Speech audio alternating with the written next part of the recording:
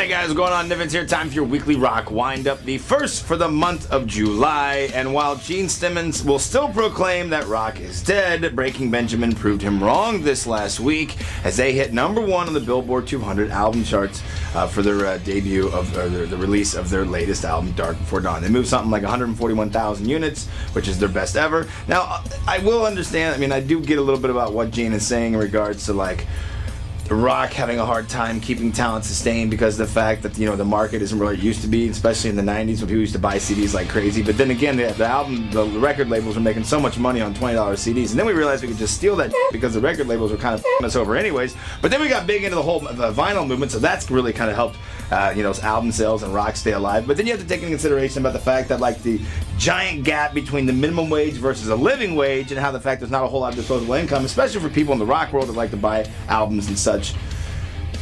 Nonetheless, congratulations, Breaking Benjamin.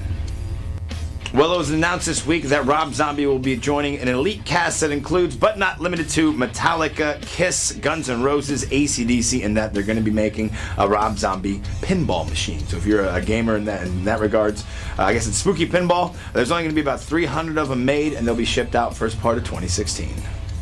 And if you were wondering if Knotfest would return in October, that is correct. On the 25th and 26th, the 24th and 25th, I'll read it off from here because there's a whole bunch of bands. I don't want to skip some of the good ones.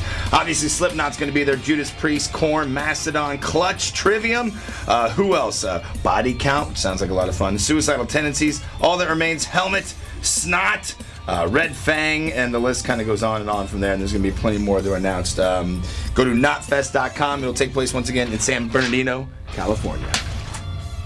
And it is a short week, so we'll go ahead and round up your weekly rock wind-up with some of the new music announcements going on. As you probably have heard, Manson and Jonathan Davis talking about getting back together and working on some new stuff, collaborating on something. Manson, I don't know if it's a ruse or not, saying it might be acoustic, might even be in a different genre, like country.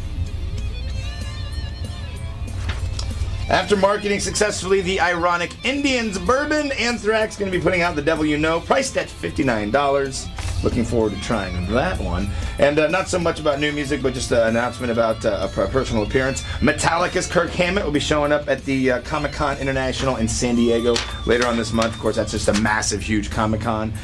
So if you're heading out that way, let me know how it goes. I'd like to check that out sometime. I'm Nivens. Thank you very much for tuning in to your weekly rock wind-up. Speaking of Metallica, happy birthday to you, drunk and retired Captain America. I wore this shirt today just for you, princess. I'm sure the proctologist told you you're number one. Have a great weekend. Have a good 4th.